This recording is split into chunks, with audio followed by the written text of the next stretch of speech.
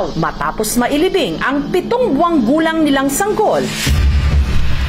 Ang mag-asawang Chinilyn at Carl Vincent binisita ang puntod ng kanilang anak na si Chan Chan sa public cemetery sa Coronadal City, South Cotabato.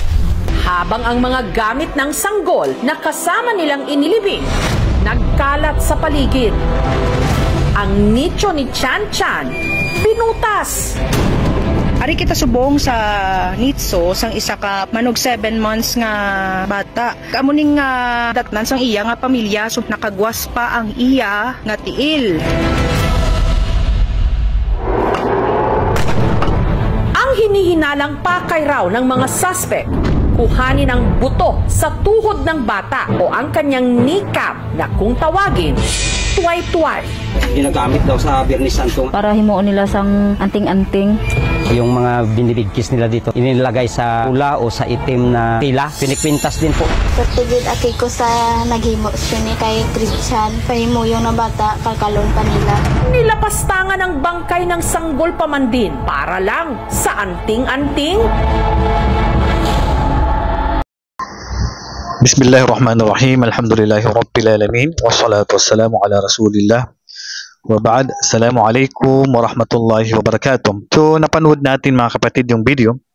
Video naman na nakita natin sa KMGS ni Jessica Soho na kung saan ay hinuhukay pala yung yung nicho ng mga bata na patay na para lang kunin yung sa tuhod niya, yung buto doon na bilog at ginagawang agimat, which is marami po sa atin sa Pilipinas ang iba't ibang paniniwala kung saan nila kinukuha yung agimat na ito.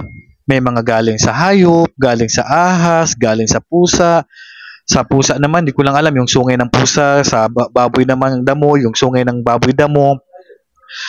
Sa ahas, yung 2 ulo ang ahas daw, tapos may galing pa sa batang bagong panganak at iba't ibang paniniwala na ito daw ay anting-anting na kung saan pag daw ginamit mo at sinuot mo ay hindi ka daw tatablan.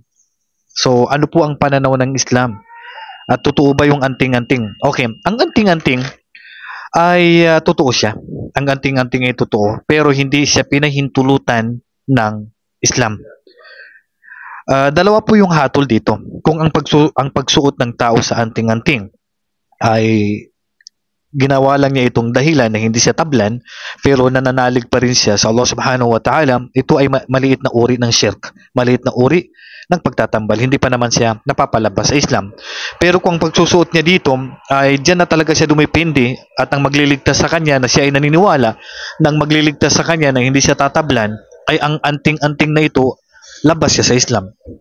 Actually, ang Propeta sallallahu alaihi wasallam sinabi niya, man ta'allaqa tamimatan faqad asyrak, at ang sino man na nagsuot, gumamit at dumipindi sa anting-anting ay tunay na siya ay nakapagtambal sa Allah subhanahu wa ta'ala. Gumawa siya ng shirk. At inuulit ko, hindi po natin pwedeng gawin to o magsuot nito o maniwala dito kahit na may katotohanan, kasi dito po kayo didepende at ito po ay gawain ng syaitan at ito po ay pagtatambal sa Allah subhanahu wa ta'ala. Kahit ito po ay galing pa po sa Quran, ito rin po ay bawal. Kasi pangkalahatan po ang pagbabawal ng propeta sallallahu alaihi wasallam sa pagsusuot o paggamit ng anting-anting. At inuulit ko po, kung ikaw ay nakadepende lamang sa anting-anting, I mean sa ginawa mo lang dahilan ng anting-anting pero ang magliligtas pa rin sa iyo ay ang Allah, ito po ay maliit na uri ng shirk. Pero kung didepende ka na sa anting-anting at hindi ang Allah ang magliligtas sa iyo na hindi ka tatablan sa anumang layunin mo diyan, protection mo sa bala, protection sa kalaban o sa anumang pinsala na darating sa iyo, at sa Allah hindi ka na dumipindi sa Allah kundi dito ka na talaga dumipindi, ay mapapalabas ka na po sa Islam. Yan po ang hatol ng ating mga ulama. Kaya iwasan natin dito at huwag tayong maniniwala sa mga anting-anting na ito na kung saan kinukuha sa buto ng tao, sa hayop, o sa iba pang mga bagay, o iba pa ay marurumi at gumagawa ka pa ng pagtatambal para lang magamit mo ito. Ito po ay isang uri ng shirk at dapat ay manalig po tayo sa Allah subhanahu wa ta'ala. Kaya sabi ng Allah subhanahu wa ta'ala, wa may yatawakkal ala Allah fa huwa hasbuh. Ang sino mang manalig sa Allah ay sapat ng Allah. Huwag kang dumipindi dyan at dyan ka manalig at hindi ka tatablan. So naway napulutan natin ng aral, huwag natin gagawin to, huwag tayong maniniwala, huwag tayong kukuhan mga kagamitan o anumang mga bagay galing sa mga buto ng tao, hayop o anuman, dahil ito ay isang uri ng shirk at pwede ka rin pong mapalabas sa Islam. Yan lang po. Wallahu a'lam wa sallallahu ala nabiyina Muhammad wa ala alihi wa sahbihi ajma'in. Assalamu alaikum warahmatullahi wabarakatuh.